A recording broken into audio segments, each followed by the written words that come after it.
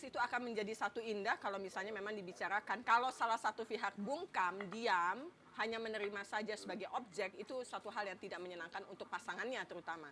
Jadi ya mungkin dibicarakan sama ibu. Ya Pak, mungkin kita akan teruskan obrolan ini. Mungkin Bapak kita tutup telepon dulu. Nanti jawaban selanjutnya saya akan wakili. Ya. Salam buat ibu ya, nggak boleh nakal-nakal ya. Saya agak panik. Panik karena saya.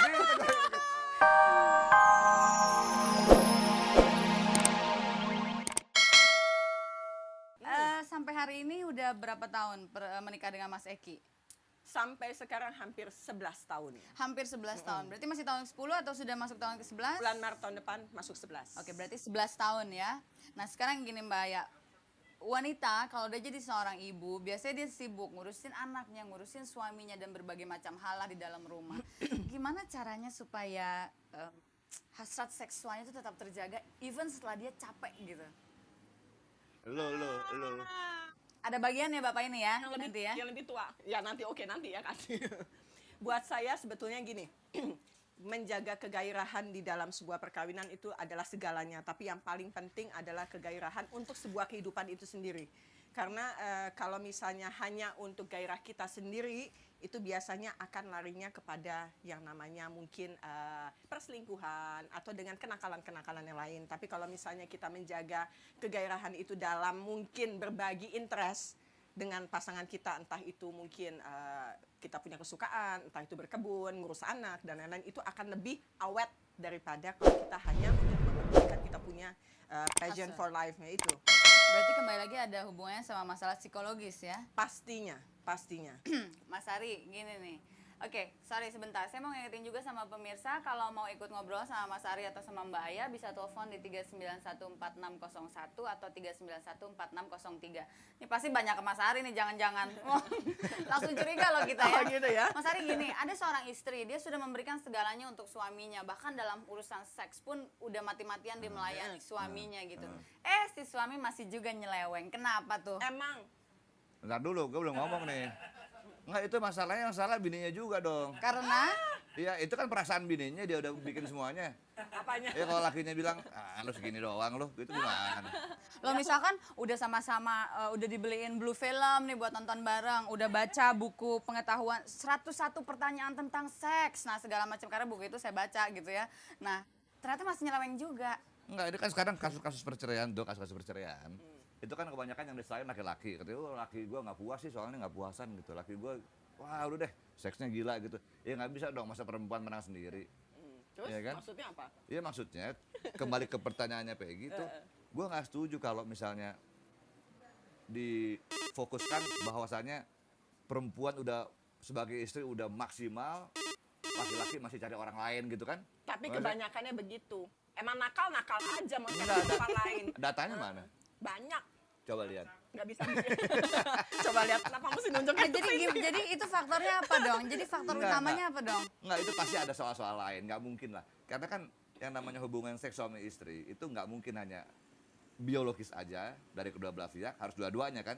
Ini harus mix nih, psikologis sama biologis. Satu miss, pasti dia keluar dari jalur. Nah, kalau si istri udah merasa maksimal, ternyata si suami merasa ya itu istrinya aja ngerasa udah maksimal gitu. Terus gimana dong si istri bisa tahu? Oke, sorry sebentar. Ternyata ada telepon. Oke, saya terima dulu teleponnya. Halo. Halo. Malam, Selamat malam. Siapa ini? dengan Ibu Lia. Ibu Dia di mana, Bu? Lia. Oh, Ibu Lia. Iya. Oke, sorry. Di mana, Ibu?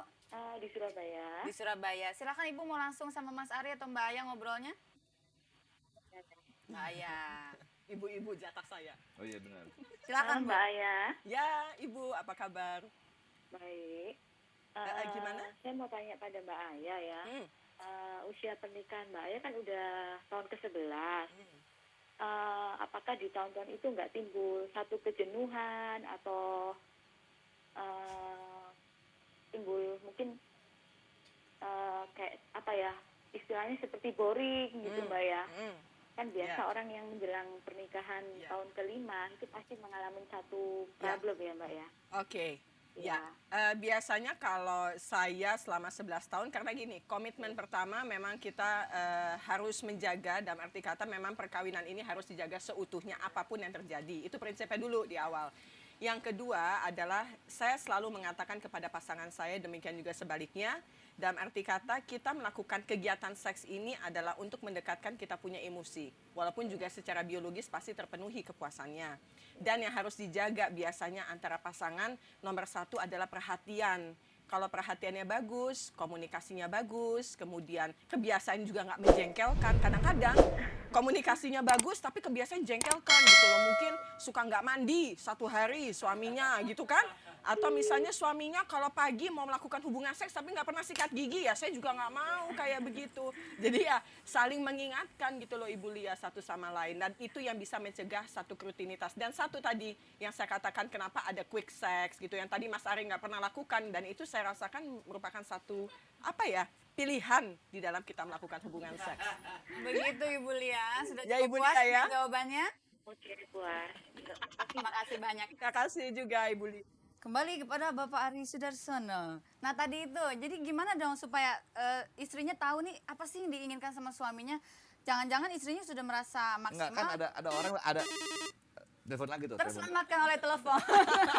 Lagi-lagi terselamatkan oleh telepon. Oh pengen ngomong ya, oke sebentar. Halo selamat malam. Halo, selamat malam. Selamat malam, dengan siapa ini? Dengan Pak Safari. Pak Safari. Iya betul. Di mana Pak? Di Pati, Jawa Tengah. Pak Tio ya. Silakan mau sama Mbak Aya atau sama Mas Ari ngobrolnya? Sama Mbak Peggy. Oh sama saya. Enggak Pak, saya malam ini hanya bertugas mengantarkan Bapak dan Ibu ini untuk ngobrol-ngobrol soal seks. Tantangin dia mau nanya apa gitu dong. Kena gimana Pak, ada yang bisa saya bantu? Deg-degan. Nanti dikasih contekannya. Ini ya saya kan mau nanya ya. Syukur Mbak Peggy yang jawab ya ini. Ini hubungannya sama topik kita malam ini Pak. Topik kita malam Saya ini sebentar ada Pak. pertanyaan yang ini Mbak ya. Saya itu sama istri saya ya. Itu sayang gitu loh, tapi istri saya itu rasanya itu kurang gairah itu. Saya minta obatnya ya itu.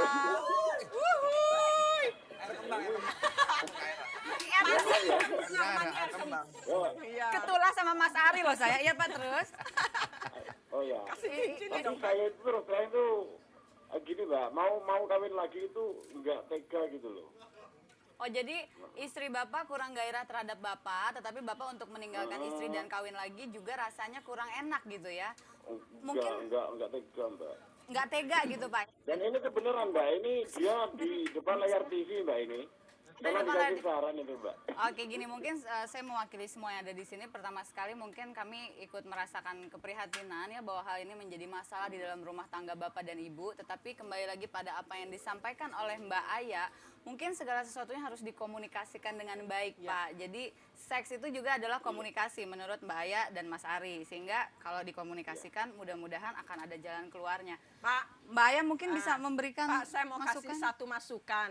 Sebelum menikah sama ibunya pernah berbicara mengenai masalah seks atau tidak?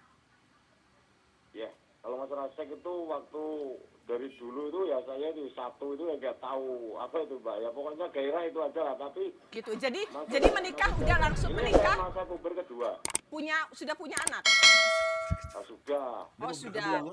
Dan Kedua. puber kedua. Mungkin Mas Ari harus angkat bicara Ya. juga loh masalah Gitu. Jadi ya mungkin harus dibicarakan sama ibu karena buat saya sebetulnya seks itu akan menjadi satu indah kalau misalnya memang dibicarakan. Kalau salah satu pihak bungkam, diam, hanya menerima saja sebagai objek, itu satu hal yang tidak menyenangkan untuk pasangannya terutama. Jadi ya mungkin Oh, iya, dibicarakan iya, sama iya, ibu. Ya Pak, mungkin kita akan Iya. teruskan obrolan ini. Mungkin Bapak kita tutup telepon dulu. Nanti jawaban selanjutnya saya Iya, akan terima wakili. kasih. Iya, Salam buat ibu ya, nggak boleh nakal-nakal ya. saya agak panik. Dia Panik ketawa karena dia. saya Dia- tiba-tiba aja malam ini Mbak Peggy harus menjawab dan saya panik pemirsa. Mas Ari, gimana tuh Mas Ari? Kembali lagi. Nah Yang ini kayak tadi tuh ya? kayak tadi kan, berarti mungkin Enggak, istrinya. mungkin ada kelainan dari istrinya kan kita nggak tahu juga ya nggak? Betul, bisa. Iya Nah kan? jadi jalan keluar gimana dong? Ya keluarnya ya ngobrol, komunikasi ke dokter. ya kan? Atau bikin variasi kan banyak tuh. Ya oke Mbak Ya Aya, kan? Mas Ari, seperti kasus yang dialami oleh Bapak dan Ibu Safari ini, berarti kan ada salah satu pihak yang mungkin secara seksual tidak bisa melayani pihak yang lainnya gitu. Nah, di sini laki-laki ya, sekarang Mas Ari mewakili laki-laki. Kalau seperti itu, laki-laki mengeluarkan hasrat seksualnya kemana tuh? Ya banyak. Salah banyak. satunya